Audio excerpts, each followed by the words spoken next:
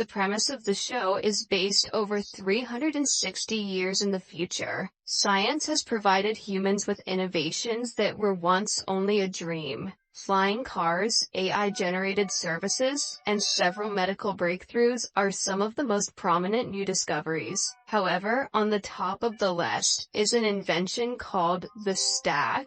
It is a chip embedded into the vertebrae at the back of the neck. This device records a person's memories and consciousness. Some people also call it the soul of modern humans, as it contains data about everything that has ever happened in a person's life. Using a stack, the rich have found a way to live like immortals. When their bodies die, all they have to do is transfer the stack to a new body, which they call the sleeve.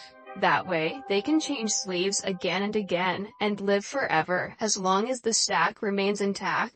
The poor are also allowed to have such services, but it is not very convenient for them. Firstly, buying a new sleeve costs a lot of money. Sometimes the less fortunate have to use any sleeve they can get, which means a man's stack can be stuck in a woman's body, a child's in an adult's, and so on. This is not a problem for the wealthy, because they clone their original bodies to make customized sleeves. So, even if they die, they are automatically brought back to life in a new clone. In the new digitalized world, the prison system has also changed. When someone is convicted of a crime, their stack is taken out of their bodies and kept confined. That way, they do not get to live for a set period of time until they complete their sentence. After they serve their time, they are given random sleeves to return to the normal world. One morning, in the prison's medical center, the inmates are being re-sleeved and released. One guy in particular struggles to return to life, and hits the doctor in frustration. The body belongs to a stranger, but the person wearing the body is a man named Takeshi Kovacs. He has been in prison for 2.5 centuries, which is why he is confused. The doctors calm him down before reporting that he has served his sentence, and is about to be released. Takeshi looks at himself in a mirror, and sees a stranger staring back. He inquires whose body he is in, but even the doctors do not know. 250 years ago, Takeshi used to be a prominent member of a rebel group called the Envoys. They were painted as maniacs by historians because they wanted to destroy all stacks in the world and bring back mortality. A flashback shows us how Takeshi was arrested years ago. He was with a partner in a hotel room when the police, known as the Protectorate, barged inside. They had already killed all the envoys in their hideout. Hence, Takeshi was the last envoy to be arrested. After catching up with the world, Takeshi goes outside and meets a police lieutenant named Kristen. She has been sent by someone powerful to give him a ride. Takeshi has a lot of questions that she claims will be answered when he meets someone named Bancroft. Bancroft is the most powerful man in the modern world. He is the wealthiest and has connections in about every part of the world. Initially, Takeshi was never supposed to be brought back to society, but for some reason, Bancroft wanted him out. He and Kristen are received by Bancroft's wife, Miriam. She asks Kristen to go away, and brings Takeshi inside the house. He senses that she is trying to seduce him, which is strange considering her husband is the wealthiest man on earth. Not that strange though. Rich people have the weirdest fetishes in all the land. Takeshi finally meets Bancroft and inquires why he was brought back to life. Bancroft gets to the point and reveals that he was killed a month ago. His data was backed up, so he came back to life, but he lost the memory of the last 48 hours prior to his death. The police have done their investigation and concluded that Bancroft committed the unthinkable. However, he believes their investigation is bullshit. He is 100% sure he would never do something to harm himself, and even if he did, he wouldn't fail. Hence, the only possible explanation for the death is that he was murdered. He needed the most intelligent mind in the world to solve the case for him, which is why Takeshi has been revived. Before being mass murdered, envoys were a powerful group. They learned the great power of intuition and problem solving, which still remains a secret to the rest of the world. Currently, only Takeshi has those skills, so Bancroft wants him to find his murderer in turn for his freedom. Takeshi gives it a thought, and then refuses to help him. The main aim of Envoys was to go against people like Bancroft. Hence, he would rather be stuck in a stack forever than help him. Still, Bancroft gives him a day to think it over. Following the conversation, Takeshi goes to the slums part of town and buys a bunch of illegal pills. He eventually ends up in the red light zone, surrounded by virtual advertisements of brothels. Since he is high, the advertisement looks real, and he almost loses his mind. Fortunately, Kristen comes to his aid and gives him an ad blocker. Takeshi questions her being too interested in him, but Kristen argues it's because he is a national terrorist. The two then go to a strip club to discuss Bancroft's death. Kristen was the lead cop in the investigation, which is why she is positive that it was a case of self-harm. Takeshi doesn't believe her, but he has no interest in taking the case, so he dismisses the conversation altogether. He leaves first and goes to an AI hotel down the road. The owner of the place is an AI named Poe. He hasn't had a customer in over 50 years, and is excited to finally receive one. Before Takeshi can check in, he is approached by a hitman named Demi and his henchmen. Demi has been sent by someone to fetch Takeshi, but when Takeshi insults him, he derails from the primary plan and gets aggressive. Poe cleverly tells Takeshi that once he pays, he will be entitled to the hotel's security services. Amidst the fight, the envoy manages to pay, and the opponents are killed by the hotel's automated security system. Demi also dies, before revealing who sent him. A while later, Kristen and her partner arrive to investigate the shootings. Demi's presence in the gang tells them that the person who sent the thugs is someone high profile, but this also means it will be very difficult to track them. When everything calms down, Takeshi goes into the elevator and gets high once again. Then he imagines talking to the leader of the envoys, Quell. She was the one true love of his life before she was killed in the mass murder of envoys. In the following scene, we see a fisherman finding a dead body in the sea. It is of a prostitute named Mary Lou. Back in the hotel, Takeshi is visited by Bancroft's lawyer. She brings him to Psychosec, the place where the clones of wealthy people are kept and dealt with. They are here to watch the surveillance video of the day when the murder took place. It turns out Bancroft was in Osaka for half of the day before he returned to the city, but the only video taken after his return is one where Miriam kisses him briefly. As he inspects the video, Bancroft arrives, and Takeshi agrees to help him in turn for his freedom. He plans to fulfill the purpose of the envoys after he gains complete freedom.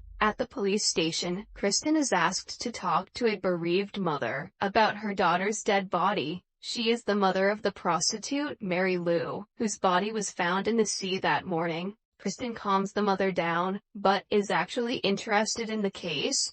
Back in the hotel, Poe shows Takeshi all the videos of death threats made upon Bancroft that year. There are more than 4,000 videos, with different people on them, and anyone could be the killer. But with Takeshi's deduction skills, he drops the options down to 20 videos. Out of them, only one man hasn't shown his face. Poe traces the man's address and finds out he is named Elliot. In the following scene, Takeshi goes to meet Elliot, who mistakes him for an enemy. He holds Takeshi at gunpoint, but it is easy for him to overpower the man. After all, he's ramped like a goddamn elephant.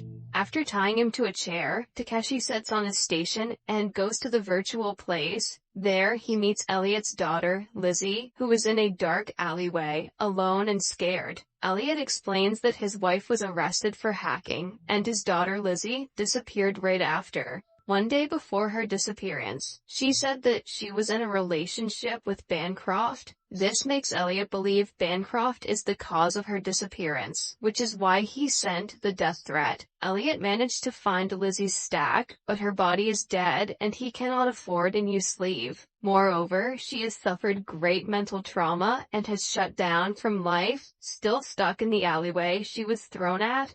After finding out everything about Elliot, Takeshi comes to the conclusion that he is not the killer. Following the encounter, he goes to the city's Envoy Museum. He meets a little girl who is extra chatty with him. The girl seems to know something about him, but Takeshi fails to recognize it. Then he takes a trip to the red light zone again because he has discovered that Lizzie used to be a prostitute. To investigate, Takeshi buys a girl, pretending to be Lizzie's mother, in a man's sleeve. The girl doesn't doubt him, and reveals that Bancroft was a regular customer. He likes to choke girls until they die, which he has done to many prostitutes. However, all of them think of him as a good man, because he buys them an upgraded sleeve after they die. That's fucked up. The prostitute promises to talk around and find out more about what happened to Lizzie. When Takeshi steps out of the brothel, he finds Elliot pointing his gun at him. He wants to know why Takeshi is interested in Lizzie, but before getting an answer, they are attacked by robbers. Takeshi kills all of them and ends up in jail by the end of the night. He is eventually bailed out by Bancroft's lawyer. Upon reaching the hotel, Takeshi finds Miriam waiting for him. She seduces him, and the two end up making love with one another. What they do not know is that someone is recording them through a secret camera. Joke's on them if they think Takeshi gives a damn. The following morning, Takeshi dreams of himself and his sister reading stories when they were young. Both of them had a traumatic childhood, which he doesn't like to talk about. Later, Poe shows him an invitation from Bancroft to an exclusive party. The attendees of the party include everyone who might want Bancroft dead, so Takeshi has to be there to investigate. At the same time, Kristen is also invited as the head of security for the night. She knows that Bancroft doesn't like her, which makes the invitation suspicious. She is skeptical about going, until she discovers that every suspect from Mary Lou's death case will be at the party. This will give her an opportunity to investigate, which she doesn't want to miss. Somewhere else, Takeshi again goes to Elliot and asks him to be his backup for the party. In turn, he promises to provide Lizzie with a virtual treatment for her mental health. Elliot doesn't dwell before accepting the offer for his daughter. Then, they go to the hotel and meet Poe. He will be Lizzie's companion for the time she will be treated in the virtual world. He creates a nice space for her, and brings her away from the dirty alleyway she was in. The price is expensive, but Takeshi has a tab given to him by the wealthiest man on the planet. For the first time in years, Lizzie speaks and talks to Poe. Elliot is relieved that she is finally making progress. In the next scene, Takeshi arrives at the party and is received by Miriam. The highlight of the party is sleeve combat, about to take place later. A married couple will fight each other to the death, and the one who wins will win an upgraded sleeve for their partner. It is a win-win situation, although they have to suffer until they die at the hands of each other. Takeshi and Kristen share a brief conversation before they get to looking for murders for the respective cases they are working on. Kristen notices a man looking at her from the side of the room. He seems suspicious, so she tells her colleague to check his profile.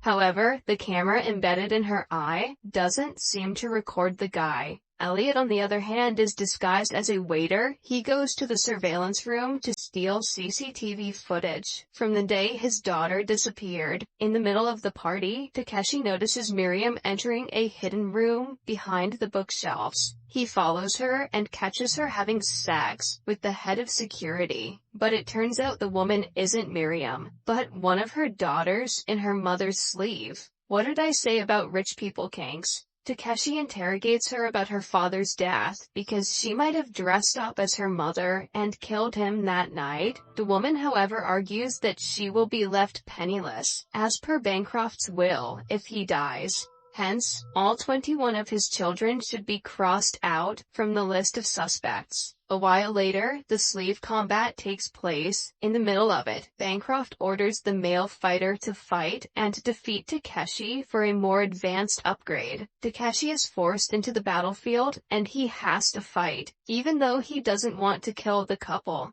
In the end, Takeshi kills the male opponent at his wife's request, so they get a better upgrade and come back to life. After the party, Takeshi goes to the brothel yet again to meet the girl from yesterday, but she betrays him by drugging him. When he opens his eyes, he is being pushed into a hospital-like facility. It turns out to be a virtual torture room, where people are tortured and killed in the virtual world, again and again until they confess their crimes. He has been kidnapped by Demi's younger twin brother, whose name is also Demi. The guy is a sadistic maniac who wants revenge for his brother's death. He starts the interrogation by beating Takeshi up with a chain and strangling him. Then he is chained to a metal table and his shoulder is broken. Back in the hotel, Elliot goes through the surveillance footage but finds nothing about Lizzie. All he knows is that she was tortured to the point of insanity. He wants to meet her but Poe doesn't allow him to, since it might mess with her treatment.